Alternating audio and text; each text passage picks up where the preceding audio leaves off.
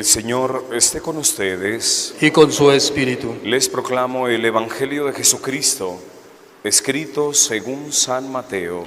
Gloria a ti, Señor.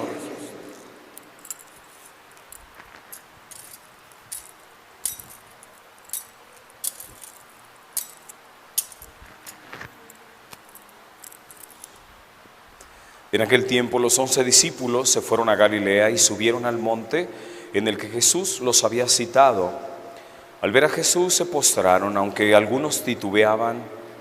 Entonces Jesús se acercó a ellos y les dijo: Me ha sido dado todo poder en el cielo y en la tierra. Vayan pues, enseñen a todas las naciones, bautizándolas en el nombre del Padre y del Hijo y del Espíritu Santo, y enseñándolas a cumplir todo cuanto yo les he mandado. Y sepan que yo estaré con ustedes todos los días hasta el fin del mundo. Palabra del Señor. Honor y gloria a ti, Señor Jesús. Por las palabras del Evangelio sean borrados nuestros pecados. Así sea. Tomen asiento, mis hermanos, un momento.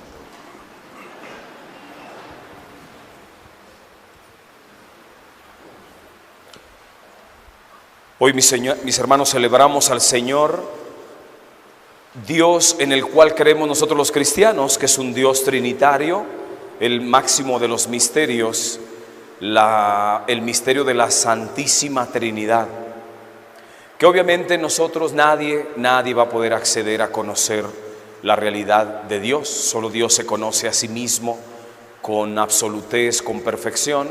Nosotros solamente podemos acercarnos a conocer el misterio de acuerdo a la capacidad que tenemos, no solamente con el raciocinio, sino también con la fe. Hoy Jesucristo, cuando cita a los apóstoles y discípulos, les dice: me ha sido dado todo poder en el cielo y en la tierra. Y así es. Cristo es el Señor, el Kyrios, y es el Señor poderoso, dueño de todo lo que hay, porque Él fue prácticamente el que creó todo esto. Él es el modelo del diseño de la creación. Jesucristo, en Él se hicieron todas las cosas, por Él se hicieron todas las cosas y para Él se hicieron todas las cosas. Y en ese misterio divino Dios creó al ser humano, ¿para qué? Para estar con Él en ese misterio divino, para estar con Él. Luego entonces nosotros, hermanos, somos ciudadanos, pero del reino de los cielos, no aquí. Aquí solamente estamos de paso. Y yo quiero aprovechar este domingo, hermanos, para hacer un comentario a propósito de un evento que se va a realizar aquí en México. Para los hermanos que nos siguen de otro país, vamos a tener elecciones y es importante que tú, como cristiano católico, conozcas algunas cosas. Alguien puede decir: no, es que usted no puede hablar de política. No, es que no te voy a hablar de política, es que te voy a hablar de ética. Te voy a hablar de que te enseñes a tomar decisiones en el ámbito de una contienda electoral. Tú eres un cristiano y eres ciudadano del reino, pero estás en la tierra y vives en una sociedad. Y eres cristiano y eres católico y pagas impuestos, y yo también. Luego entonces, hermanos, sí es bueno que como cristiano católico conozcas algunas cosas que te orienten para que tomes una decisión a la hora de que tú decidas votar. Nosotros no somos ángeles. El cristiano católico no es un ángel que vive ajeno a una sociedad. Vives en una sociedad y yo también. Luego entonces tenemos que cumplir nuestras funciones como ciudadanos de un país. Lo que yo te voy a decir no es política, es ética. Y son principios fundamentales que son innegociables. Lo dijo el Papa Benedicto XVI. Son innegociables y son como son y no pueden cambiar. Entonces, si tú quieres tomar una buena decisión a la hora de votar en un país, tienes que tener una base fundamental y tienes principios que no puedes romper porque eres cristiano católico. ¿Cuáles son estos 4 principios que son innegociables y que es bueno que conozcas? Número 1, el respeto a la vida humana desde su concepción hasta su muerte natural. Luego entonces, si hay un partido político que te pide tu voto, pero no respeta la vida humana desde su concepción hasta su muerte natural, yo no puedo votar por ti. ¿Por qué? Porque rompe mis principios éticos y de valores del Evangelio. Entonces yo no puedo votar por un partido así, que no respeta la vida humana. El segundo principio, que es innegociable, el respeto al matrimonio natural. ¿Qué es el matrimonio natural? El matrimonio se conforma por un varón y una mujer. No puede haber matrimonio entre dos mujeres o dos hombres. ¿Por qué? Porque se requiere que para el matrimonio exista una matriz. De viene matrimonio, una matriz, y dos mujeres pueden llegar y decir, bueno, nosotros tenemos matriz, nosotros podemos ser constituidos como un matrimonio, dos mujeres. ¿Y quién los va a fecundar? ¿Quién va a fecundar a quién? Ocupas un varón. Para que haya un matrimonio se necesita un varón y una mujer, una persona que tiene matriz y un individuo que va a fecundar esa matriz. Dos mujeres no se fecundan, dos hombres no se fecundan porque ellos no tienen matriz. Entonces, si un partido político te pide que votes por él o que le des su voto, pero resulta que ese partido político no respeta el matrimonio natural, yo no puedo votar por ese partido porque soy cristiano y respeto los principios fundamentales del Evangelio. El tercer principio, que es innegociable: yo, papá y mamá, tengo derecho a educar a mis hijos como se me pegue la gana a mí, porque son mis hijos y yo los puedo educar de acuerdo a mis criterios. Y como soy cristiano católico, yo sigo los criterios de la pedagogía que aparece en los evangelios, en la Sagrada Escritura.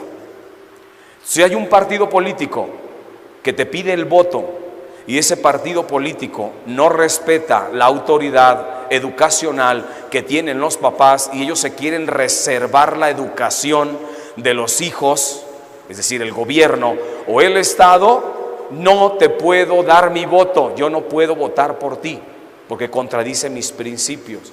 Y el último de los principios, hermanos, innegociable, es el bien común.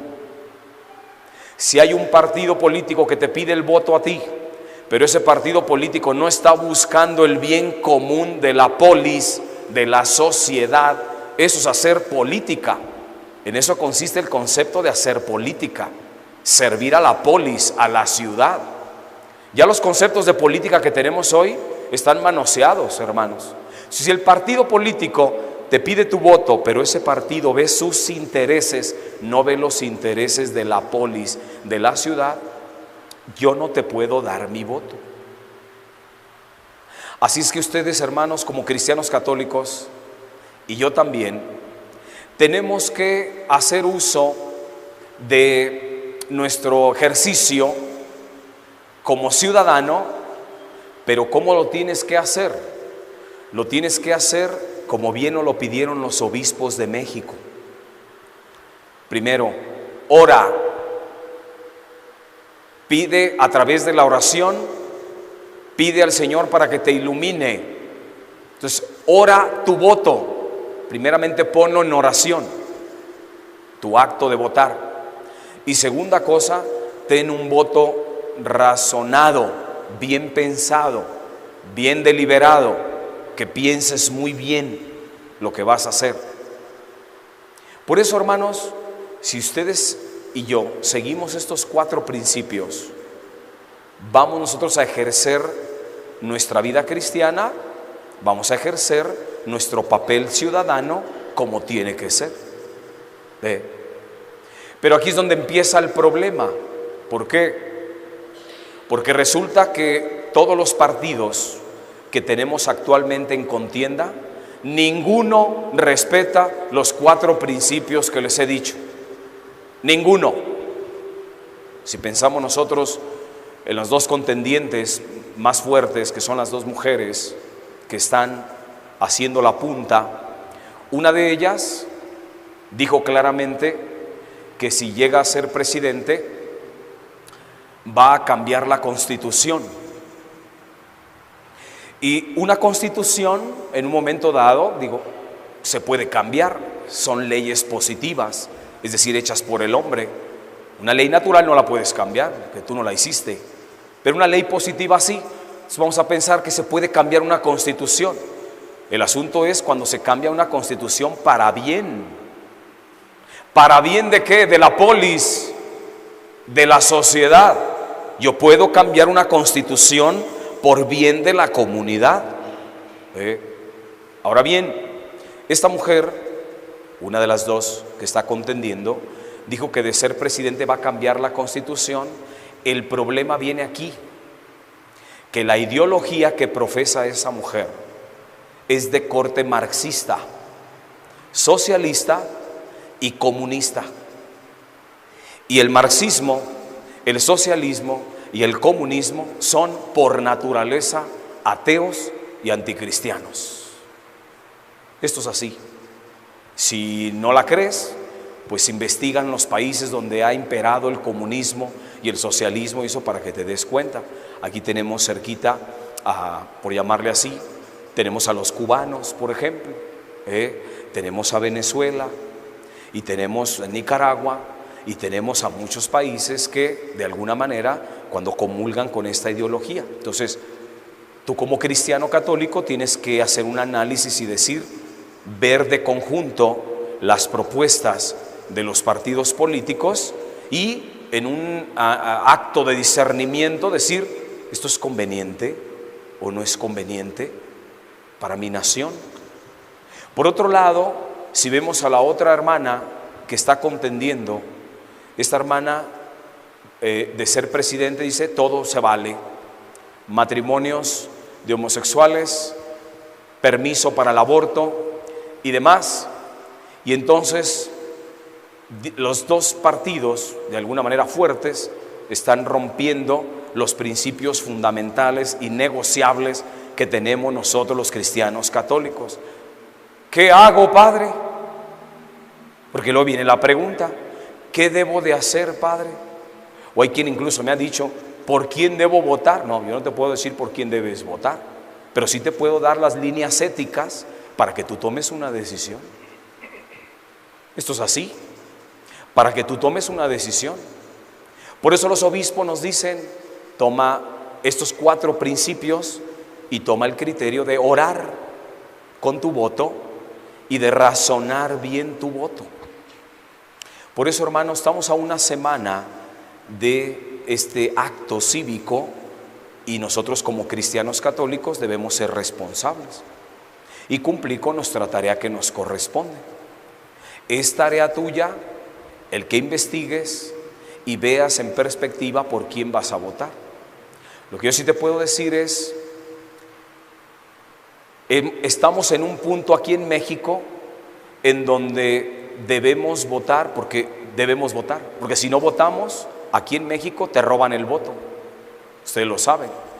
Aquí no es como en otras naciones, a lo mejor en otras naciones se respeta a una persona que no vote, pero en el caso de México, en México no se respeta el voto de la persona que no va a votar, de tal manera que se roban el voto. La persona que no fue a votar, se roban el voto y ordinariamente pasa a ser parte del gobierno en turno. Así es de que esta no es opción. El no ir a votar no es ninguna opción. Tengo que votar, pero ¿qué hago, padre? ¿Cómo voy a votar por estas dos propuestas que contradicen los principios del Evangelio y los principios humanos fundamentales?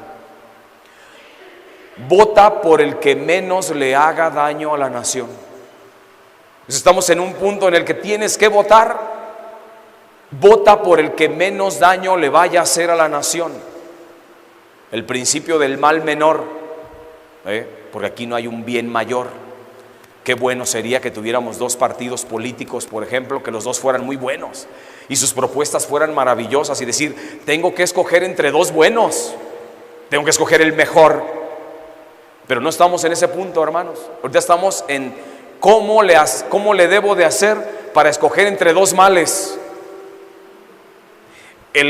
Éticamente, el ser humano nunca puede elegir un mal. Nunca, jamás. Porque la elección del bien, en eso consiste la voluntad, en la opción por el bien. Entonces, cuando yo tengo dos males enfrente de mí, ¿qué tengo que hacer? Optar por el menos mal. Y eso es lo que hay que hacer nosotros el próximo domingo, hermanos. Que haz un análisis y vota por el menos mal. El que menos, cuando tú analices de conjunto y veas a futuro, digas, ¿cuál le hace menos daño a mi nación? Así es. Y ten mucho cuidado porque, sobre todo aquí en México, inmediatamente de pronto nos quieren comprar. Te dan gorritas y te dan despensas y te dan esto y te dan dinero y te dan esto otro. ¿Para qué? ¿Para qué? Comprar tu voto. Ten mucho cuidado, analiza, hermano. ¿Por qué? Porque está comprobado que los gobiernos que se ponen a dar y a dar, ¿qué están ocasionando? Están poniendo una plataforma, ¿para qué? Para después apoderarse de ti y hacerte dependiente del gobierno, para que llegue un punto en el que tú tengas que extender la mano y el gobierno te tiene que dar. Por eso, hermano, analicemos, nosotros no somos ciudadanos para esta tierra, somos ciudadanos del cielo, pero estamos en esta tierra y tenemos que hacer actos cívicos que nos corresponden porque es nuestra responsabilidad.